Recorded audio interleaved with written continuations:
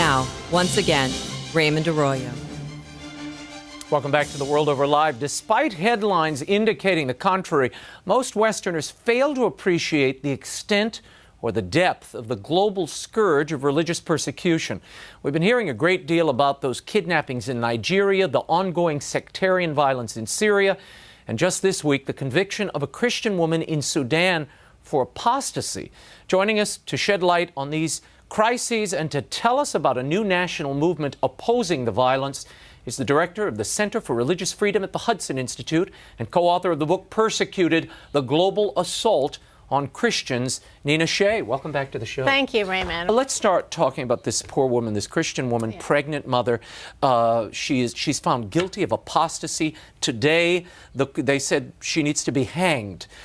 How widespread is this? Is more of this coming? You've been writing about this for years. Yeah, well, Sudan is part of this, the government of Sudan is part of this radicalist movement that's going on within the Muslim world. You're seeing a spread of extremism, and that's really one of the handful of governments that is so extreme that they would flog 100 lashes before they even kill her. They're hanging her for apostasy or for basically for having sex with her husband. Yeah, who's a Christian and not a Muslim. We reported that at the top of the show. And she was given 2 weeks to renounce her faith, and she stood firm and said no. And for this, she is being killed. Tell us about Pakistan. There you have a case of 68 lawyers. They came out and protested the detaining of a colleague, another lawyer, a Sunni lawyer. These are Muslims, by the way. Yeah. And they are now charged with blasphemy. What are these blasphemy codes? How widespread are they? They're very widespread in the Muslim world, and they are harshest in places like Pakistan. Not only Pakistan, Saudi Arabia, Iran, Egypt, but Pakistan has one of the worst. And let's don't forget Asia Bibi. She's a Christian woman, a Catholic, who was on death row, has been there since '09 for allegedly insulting Islam. So, you know, it's part of the same thing. It's a radicalization that's being mainstreamed in some of these governments. 964 people indicted under these blasphemy laws since the 80s. I mean, it is amazing the numbers you see. It seems the blasphemy laws, though, are being used as tools to either exact revenge on opposing Muslims, people who are on the other side, the Sunnis, or against Christian populations and non-Muslims. Is that what's happening? Yes, they're disproportionately used against the minorities. I want to shift gears for a moment and talk about these abductions. We are seeing there's so much coverage of these abductions all over the world, but really in Nigeria. These 300 young women have made the eyes of the world focus on them. What is happening here? Why is this Boko Haram doing something so outrageous and extreme? Clearly, they can't think they're winning something by abducting these girls. They're a group that wants to impose a very extreme Islamic law on northern Nigeria. And Nigeria is Africa's largest country in terms of population. It has about 150, 70 million people, and half are Christian, half are Muslim. It would take an enormous amount of actually genocide to make this happen. And the North already has Islamic law, and they already have stoning. So this is an extremely extreme group. And it's not, this is the scale of what has happened with these girls is unusual and is shocking and has shocked the conscience of the world. But in fact, they have been killing Christian men systematically for years. And I have spoken to some of the sole survivors of those attacks where a man was shot in the head because he refused to renounce Jesus Christ. I want to share a little audio, and this is a testimony that you all provided. This is to illustrate the brutality of Boko Haram. This is a clip of Deborah Peter. Now, she survived an abduction by Boko Haram, this jihadist group, in 2011, but not before they murdered her pastor father and her brother, okay? Take a look at this. So the leader told them to kill him too. So they go ahead and shoot him twice in his chest. So he fall. When he fall, he started like moving. So they go ahead and shoot him again, one in his mouth, and then he fall down and died. So I was in shock. I didn't know what was happening. So So they put me in the middle of my dad and my brother. Put her in the middle of her dad and brother as they assassinated them both. I mean, this is just all night long. She sat there, and she couldn't talk for months, but she is speaking now because her sisters are now, I mean, she's from Chibok, where these girls were abducted in Borno, and she feels that they're her sisters, in fact, they're her relatives, some of them. She must speak out. Nina Shea, the State Department has long disputed any religious motivation behind attacks like this. Up until very recently, they weren't even classified as a terrorist organization. Why the reluctance to make the connection between the religion and this? It's a genocide, and the genocide underway. Why not just say what it is?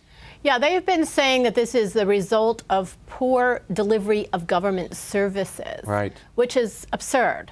And solution, and that kind of analysis leads to a policy solution that is really counterproductive and dangerous, which is to give aid and give money to the neighborhoods and the places where Boko Haram is from. The State Department, a spokesman today, actually, the Assistant Secretary of State for African Affairs, Robert Jackson, said today in testimony that he's been urging Nigeria to reform its approach to Boko Haram, and he said, quote, when soldiers destroy towns, kill civilians, and detain innocent people with impunity, mistrust takes root.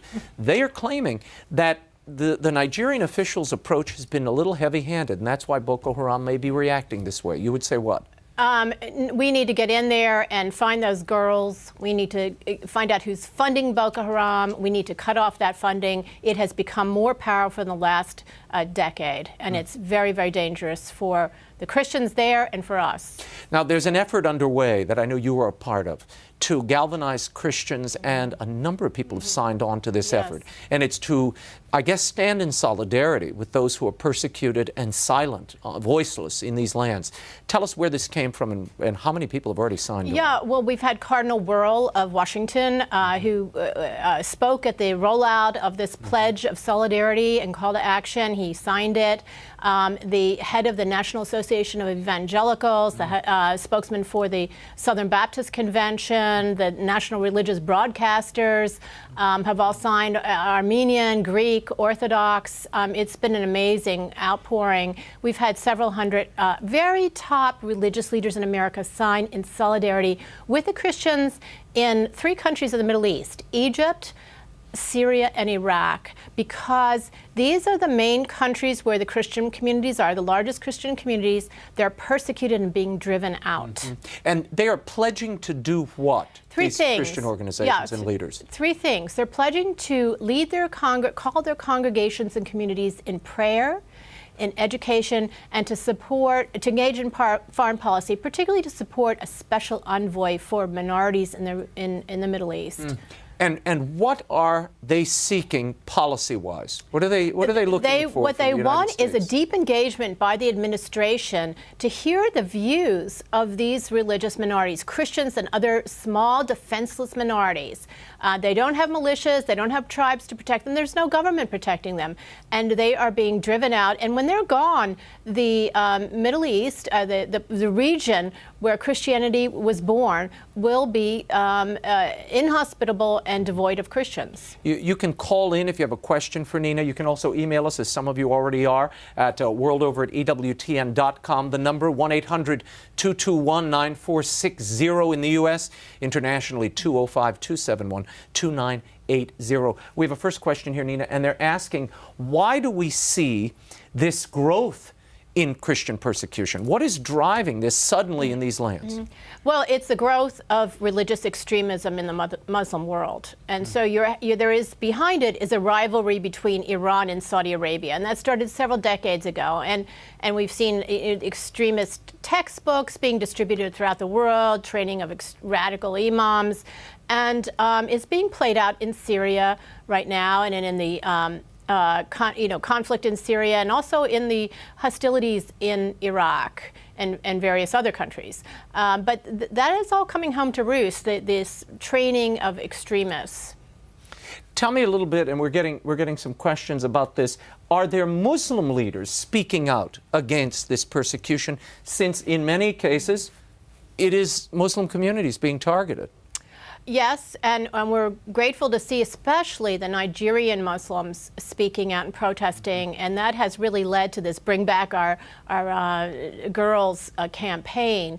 But much more needs to be done. Really, there needs to be a condemnation of, killing for apostasy, like we're seeing happen with Miriam Ibrahim in Sudan today. She hasn't been executed yet, but it's going on right now. Yeah. Or the blasphemy laws in Pakistan. We need specific condemnations of these, mainstreaming of these radical acts. But people on Capitol Hill and elsewhere in town tell me, look, we only have so much influence over that region. The United States has its own problems. What can we really do over there aside from sending aid and encouraging them to do things as we would like them done by allowing more religious liberty? Well, for example, in Syria, we're supporting the rebels, some of the rebel factions, but we're not even talking to the Christian community and finding out what their precise problems are. Many of these rebel factions have preyed on the Christians. They killed a Jesuit Dutch priest just last month. He was a man of peace. They shot him twice in the head after they dragged him out of his monastery. And it's on and on. A third of the churches in Syria have been destroyed. In Iraq, we didn't look at what was happening to the Christians and other minorities, and they have been decimated. Church leaders say between a half and 2/3 of the Christian population, ancient 2,000-year-old Christian population of Iraq has been driven out. And we gave our aid to Iraq for reconstruction.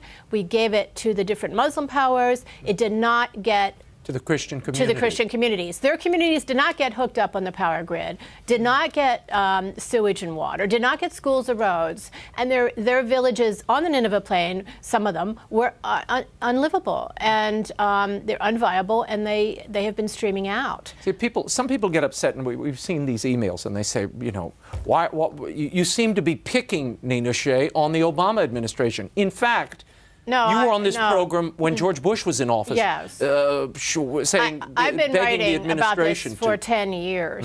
And in fact, the first coordinated bombing of churches in Iraq was 10 years ago in 2004. Oh. And several churches, and this is one of the things the Pledge of Solidarity outlines. I encourage your readers to Google it, the Pledge of Solidarity for the Middle East Christians. We'll put it on the Facebook page. Thank you. But it has 10 items listed about indicators. These are the concerns, the patterns of persecution in the Middle East, but they equally pertain to a place like Nigeria or Pakistan. They are really indicators of religious cleansing. And there's the abduction of women, there's the destruction of churches, there's the blowing up of, there's the killing of, targeting of leaders, Christian leaders. So you see all of these things, the dhimmi contracts, the really reducing Christians to second-class citizens so that they don't have rights, and they can't really live there. It's inhospitable. It's an epidemic, and you have this ever-growing group of people being shoved from country to country, and there are so few safe harbors for them now.